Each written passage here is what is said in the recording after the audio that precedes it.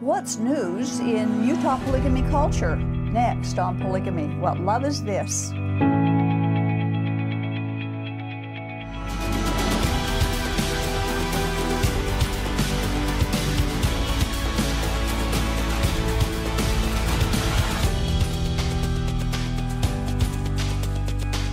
Because of the coronavirus, we haven't been taping new shows lately, but as we carefully begin our taping schedule, you will notice that our co-host, Earl Erskine, is temporarily absent.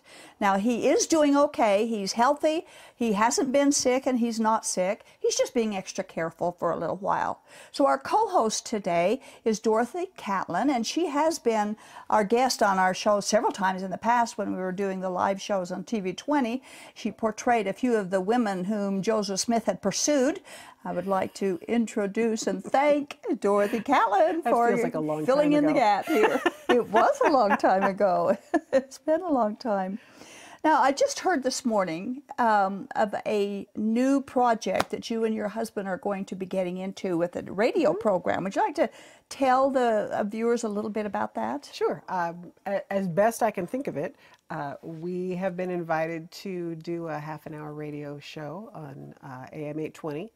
And it's going to be called Ink, More Than Ink.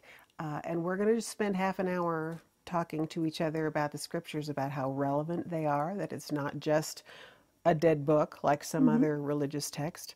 And so it'll be very informal. It'll be just Jim and I talking about whatever it is that we are studying and how that is relevant to our lives. We've been doing this for 50 plus years. Yeah, and so it's going to be good. And that's 8:20 a.m.? 8:20 a.m. and it's going to air on Saturday mornings at, I think at 10 o'clock, starting in August. In August, okay. Yeah. So we're still shaping it, but it's going to happen, I think. And as it gets closer, we'll remind our viewers that that's what's going to happen. I look forward to I have to remind myself it's going to happen.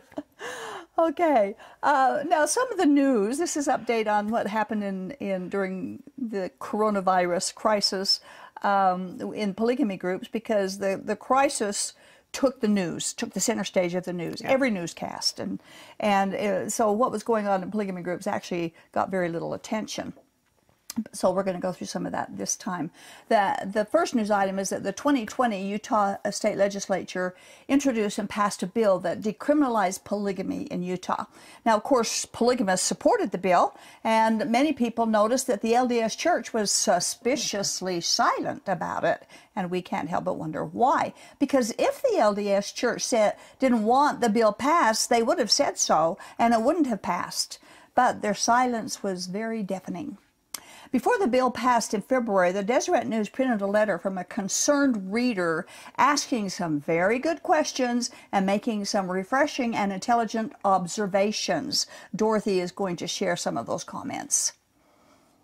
So the Utah State Senate, this is quoting from Valerie M. Hudson, University Distinguished Professor at the Bush School of Government and Public Service. So this is what she wrote.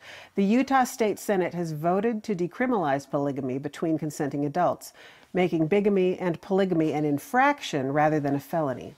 Fines and community service would be the extent of legal enforcement, akin to a traffic ticket.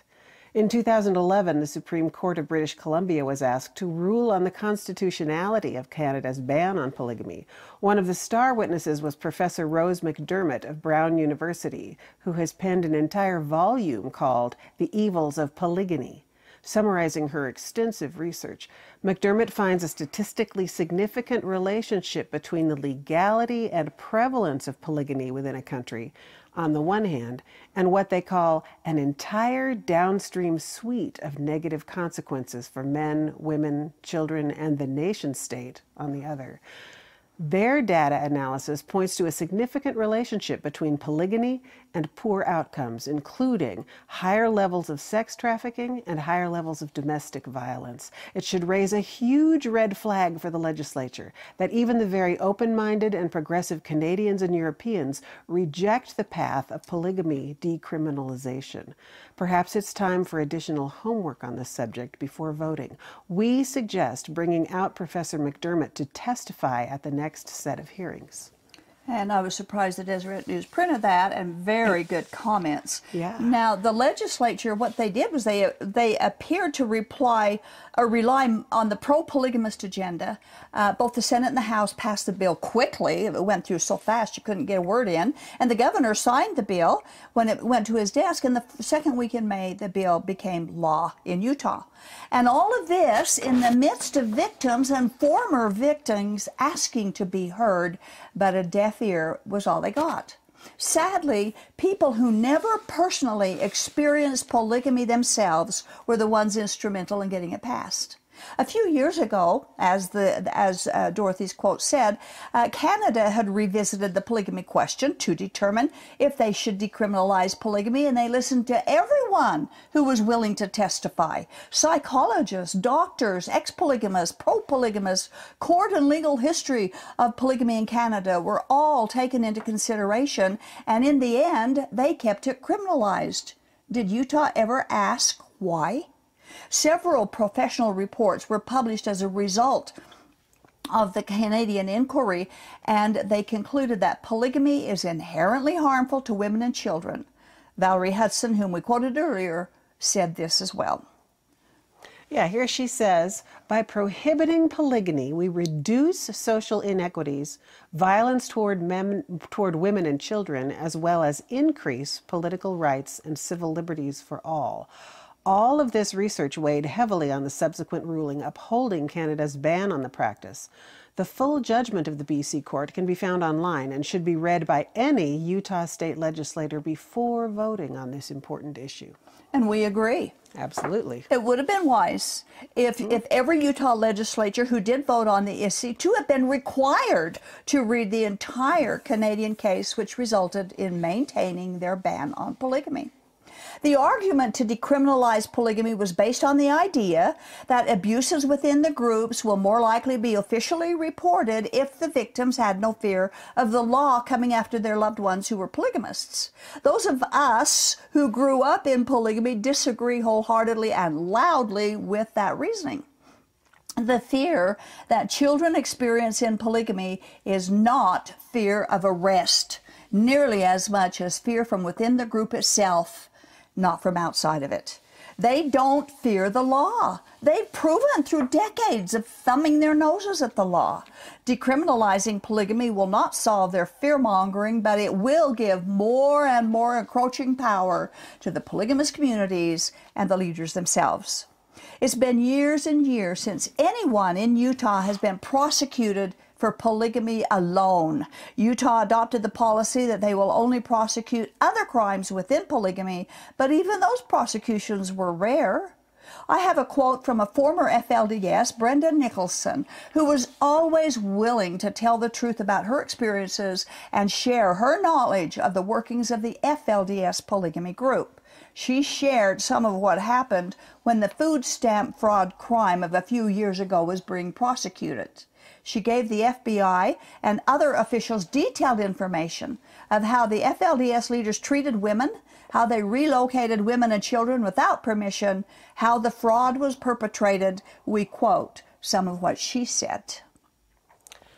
I printed out and compiled information about the food stamps program and what the rules and laws are for participating. I explained where these people absolutely knew they were breaking the law and what I had personally witnessed before I escaped. I told them that they had not only the right, but an obligation to check on these women and children, even without all the evidence of fraud. When we were on food stamps, it was made very clear that they had the right to do surprise inspections. I explained that the rules had been broken every time these women were relocated without informing the state of the move. Also, every time a dependent child was removed from their home, they were required to report it, or when any changes in a household occurred. These were families that had been shredded, and they often didn't even know where their children were. They needed to have private, individual meetings because I honestly believe that there are many women who, if they were outside of the men's control and didn't have others watching them and intimidating their answers, would ask for help to leave and get their kids out. They did nothing. That tells a lot, doesn't it? She sat through multiplied hours and days of hearings and heard Mormonism dominate the proceedings. She said that the similarities of the LDS Church and the FLDS beliefs were glaring. She said she saw the wheels turning as the LDS judge recognized how his ruling on this case against the FLDS would negatively impact his own LDS church. Now, Brenda had been subpoenaed to testify in the trial, and she had great hopes of seeing justice finally begin to be served to her family, and that they would be given some amount of freedom and protection. At the very least, she hoped that they wouldn't go hungry and that their food stamp benefits would finally go to them.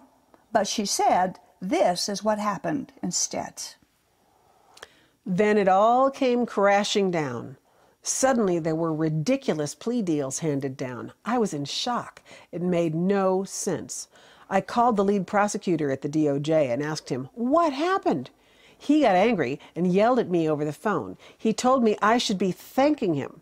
Do you know how many hours I put into working on this case? I replied, you don't deserve thanks for that. That's your job. You got paid to do it. It's not like this was some personal favor. That's the way that was treated. It's just...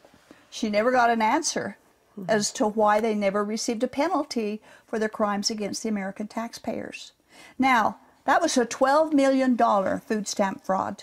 Now, compare a case of food stamp found in Illinois, a food stamp fraud found in Illinois, where a grocery store owner had defrauded the program of more than $1 million. He was sentenced to 51 months in prison and ordered restitution to the tune of $1,750,000. The FLDS fraud case was $12 million, 12 times greater, and all they got was a sweet reprimand. There are many other cases in this country of food stamp fraud where fines and prison sentences were given, but not to Utah polygamists. We don't hold our breath that crimes within the polygamy groups are or will be prosecuted fairly or even at all. Incest is rampant in the Kingston group. Other groups also practice incest.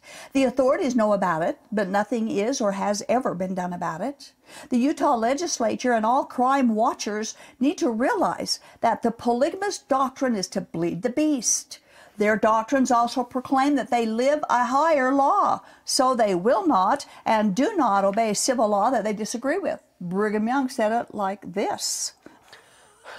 I gasped when I read this. It just stands by itself. That Brigham said, I live above the law, and so do this people.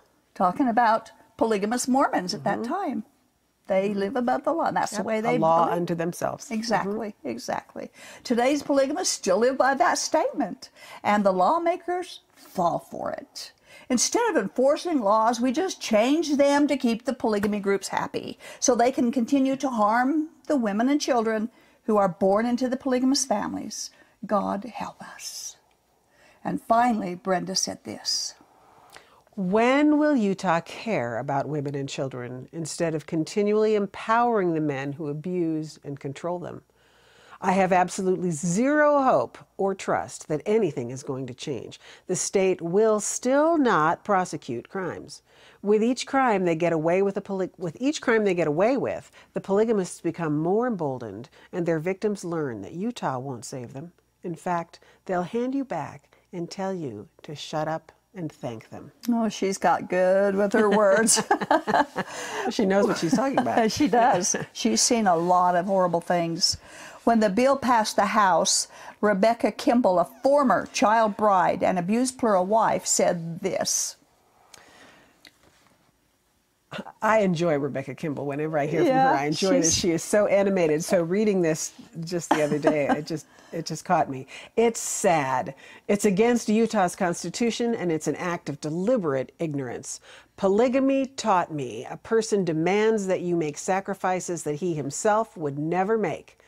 Sharing your one and only mate for eternity. Donate all your labor to God for the financial benefit of polygamist men. Sacrifice and live in poverty while he dresses like a nobleman, eats like a king, and travels like a first-class tourist.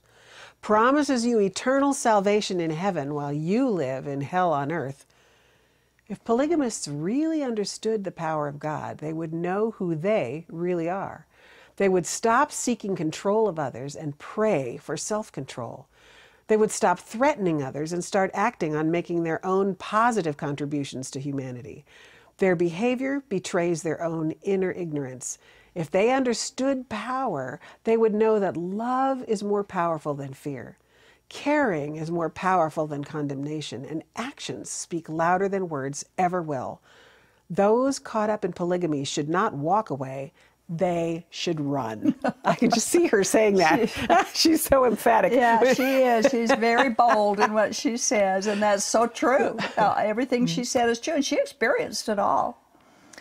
So that's our update on polygamy in the legal news.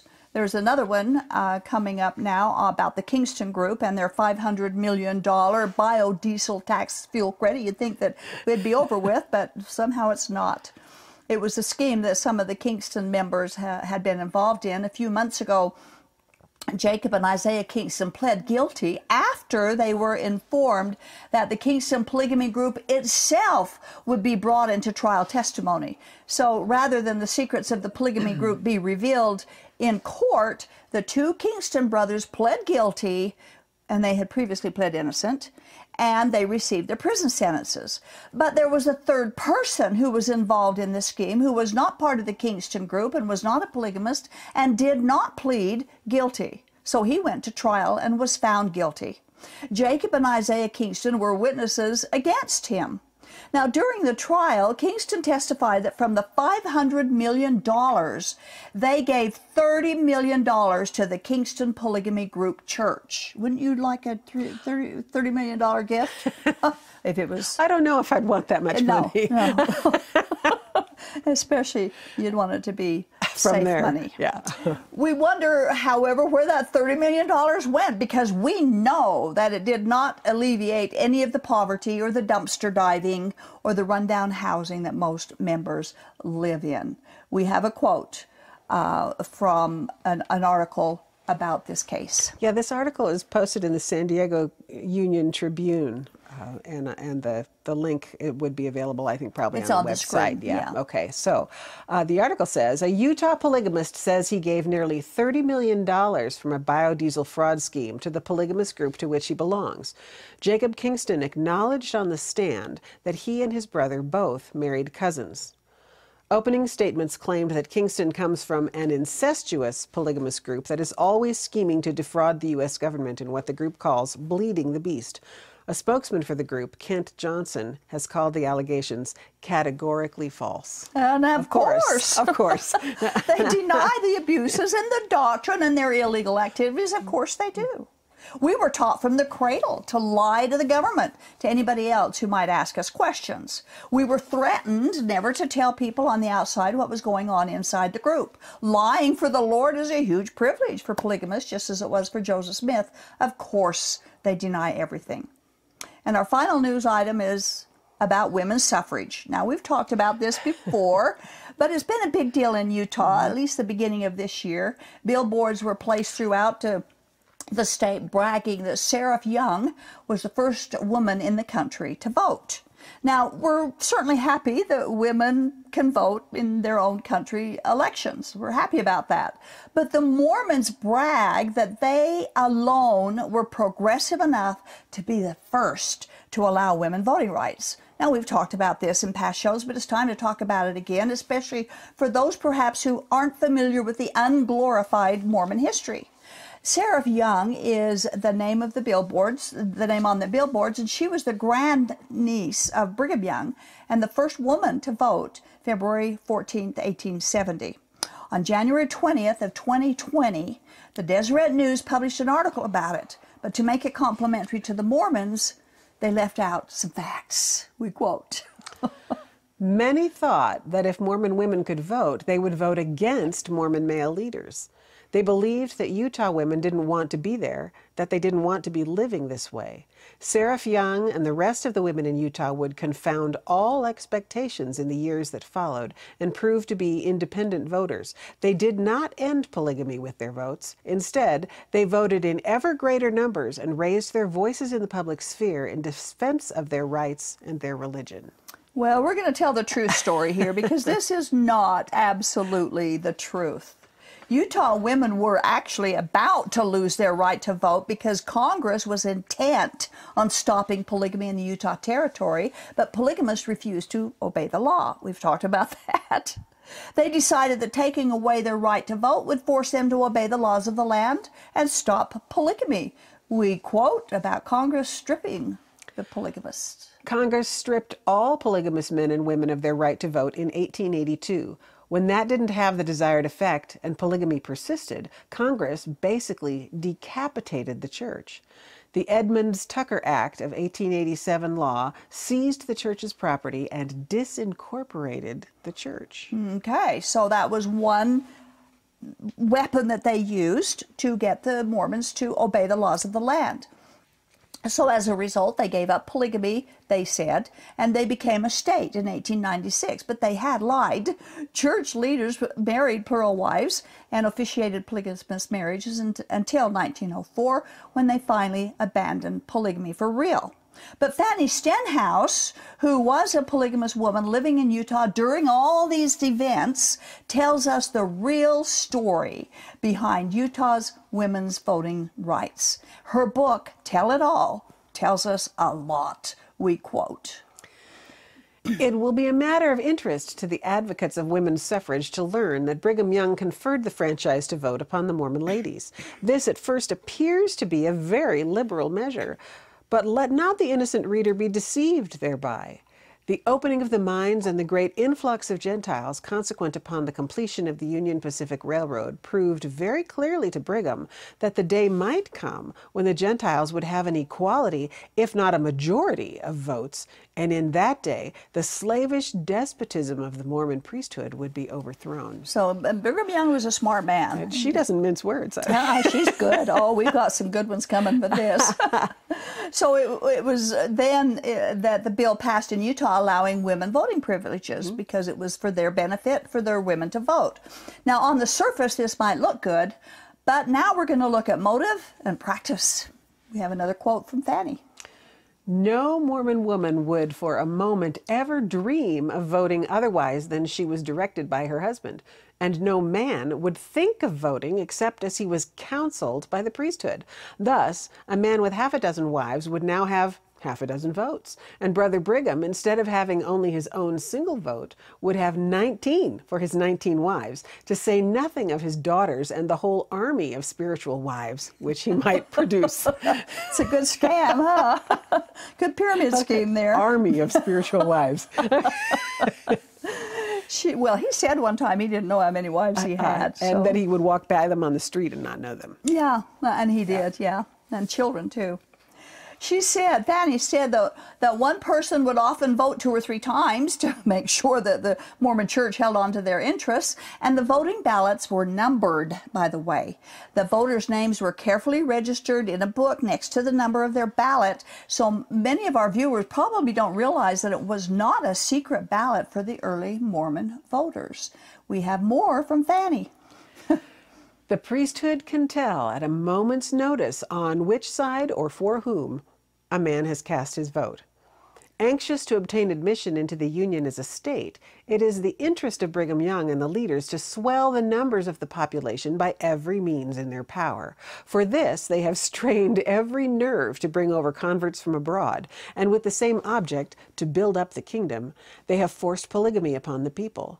The most unscrupulous measures have been resorted to, and it's even said that on one occasion when a goodly show of names was needed, not only were the names of the dead and of relations and converts who had never been in the country, they actually christened their mules, conferring upon them the names of men, and then made them vote also." And you know what? It wouldn't surprise me in the least. I've seen so much underhanded schemes going on. And that's the real story of women's suffrage in Utah. Yes, they could vote. No, they couldn't vote confidentially or go against the wishes of the dominating all-male Mormon priesthood. When you know the facts, it really isn't that much to brag about.